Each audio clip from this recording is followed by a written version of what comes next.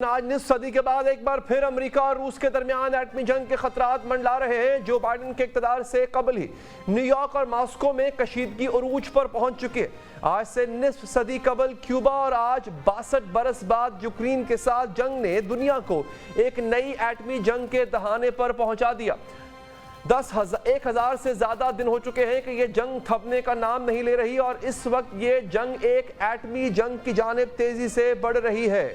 اس وقت روس اور شمالی کوریا ایک جانب جبکہ یوکرین کے ساتھ امریکہ، برطانیہ اور نیٹو ممالک کھڑے ہیں جو اسے اسلحہ اور دیگر مدد فراہم کر رہے ہیں۔ حالیہ چند دنوں میں خطے میں ایسے چند واقعات ہوئے ہیں جنہوں نے جنگ کی شعلوں کو مزید بھڑکا دیا ہے۔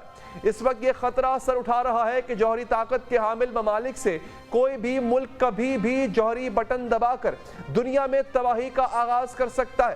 نیو یارک ٹائمز کی خبر کے مطابق جو بائیڈن نے یوکرین کو دور تک مار کرنے والے ہتھیاروں کی اجازت دے دی ہے، جس کے بعد یوکرین امریکی ساختہ بیلسٹک میزائلوں کے ذریعے روسی اسلحہ ڈپو پر حملے کر رہا ہے۔ امریکہ کا موقف ہے کہ اس نے حملوں کی اجازت صرف اس لیے دی ہے کہ شمالی کوریا کی فوجیں روسی افواج کے ساتھ مل کر لڑ رہی ہیں، اس لیے یوکرین کو اپنے دفاع کو مکمل حق ہے۔ لیکن اس اجازت کے جواب میں روس بھی 2 ہاتھ آگے بڑھ گیا۔ روس نے امریکہ کو نیوکلیئر ہتھیاروں کی جنگ کے خدشے کے تباہ کن اثرات سے خبردار کر دیا اور واضح کیا کہ نیوکلیئر ہتھیاروں کی آزمائش بحال کیے جانے پر غور کیا جا رہا ہے۔ روس کے نائب وزیر خارجہ سرگئی یاگوف کے مطابق ہر چیز کا انحصار روس پر نہیں، اصل سوال یہ ہے کہ ہمارا دشمن کیسے برتاؤ کرتا ہے۔ اگر وہ اس صورتحال کی طرف بڑھتے ہیں جس کا روسی نیوکلیئر ڈاکٹرائن میں ذکر کیا گیا ہے تو یہ دشمن پر منحصر ہوگا۔ قصہ یہاں پر ختم نہیں ہو رہا بلکہ دی نیو یارک ٹائمز کی ایک اور رپورٹ کے مطابق امریکہ جنگ میں یوکرین کے ساتھ کئی معاملات میں آگے نکل گیا ہے۔ امریکہ نے یوکرین کو کلسٹر بم اور بارودی سرنگیں دینے کا اعلان بھی کر دیا۔ ساتھ ہی خبر دی ہے کہ امریکہ نے سوویت یونین کے خاتمے کے بعد یوکرین سے جو ہتھیار واپس لیے وہ بھی واپس کیے جا سکتے۔ قصہ یہاں پر ہی ختم نہیں ہوتا بلکہ پینٹاگون نے یوکرین کو دیے گئے اسلحے کی مرمت کے لیے امریکی فوجی ماہرین بھیجنے کا اعلان بھی کر دیا۔ یہ ماہرین محاذ سے دور کام کریں گے اور لڑائی میں حصہ نہیں لیں گے۔ ان کانٹریکٹرز کے ساتھ معاہدے بائیڈن کے عہدہ چھوڑنے سے پہلے کیے جانے کا منصوبہ ہے۔ داستان ابھی جاری ہے۔ امریکہ آخری اقدامات تک جا رہا ہے مگر روس بھی مسلسل خطرے کی گھنٹی بجا رہا ہے۔ ابھی حال ہی میں روس نے نئی نیوکلیئر ڈاکٹرائن جاری کی جس کے مطابق اگر کوئی بھی ایٹمی طاقت کا حامل ملک کسی ایسے ملک کا روس کے خلاف ساتھ دیتا ہے جس کے پاس ایٹمی طاقت نہیں ہے تو روس دونوں ممالک پر ایٹمی حملہ کر دے گا۔ روس پر میزائل، ڈرون اور فضائی حملے کا جواب ایٹمی ہتھیاروں سے دیا جائے گا۔ روس کے خلاف فوجی اتحاد یا سرحد کے پاس فوجی سرگرمیوں کے خلاف بھی جوہری ہتھیار استعمال کیے جا سکتے ہیں۔ اب سوال یہ ہے کہ اگر روس کے ایٹمی حملے کے جواب میں امریکہ ایٹمی حملہ کرتا ہے تو اس کا نقصان کیا ہوگا؟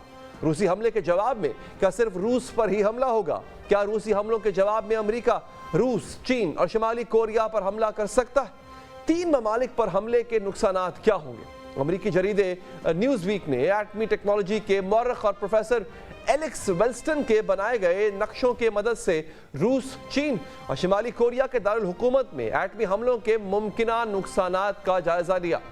جریدے کے مطابق امریکہ کا سب سے مہلک ہتھیار B-83 ہے جس کے دھماکے کے اثرات 3 دائروں پر محیط ہو سکتے ہیں۔ پہلا، دائرے کی شدت سے 1.59 مربع میل تک آگ پھیل سکتی ہے جبکہ دھماکے سے 67.7 مربع میل تک رہائشی عمارتیں تباہ ہو جائیں گی اور ممکنہ طور پر آگ پھیل جائے گی۔ اسی دھماکے کے دوسرے دائرے کا اثر 211 مربع میل تک ہوگا جس سے متاثر ہونے والے افراد کو جھلسنے کا خطرہ ہوگا، ان کے اعصاب تباہ ہو جائیں گے، جبکہ تیسرے درجے کی شدت 235 مربع میل تک محسوس کی جائے گی۔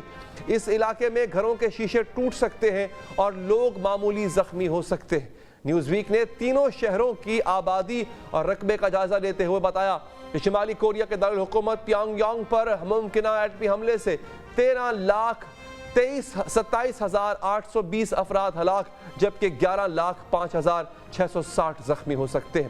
اسی طرح اگر امریکہ روس کے دارالحکومت ماسکو پر حملہ کرتا ہے تو اس سے 13,74,840 افراد ہلاک جبکہ 37,47,220 افراد کے زخمی ہونے کا خدشہ۔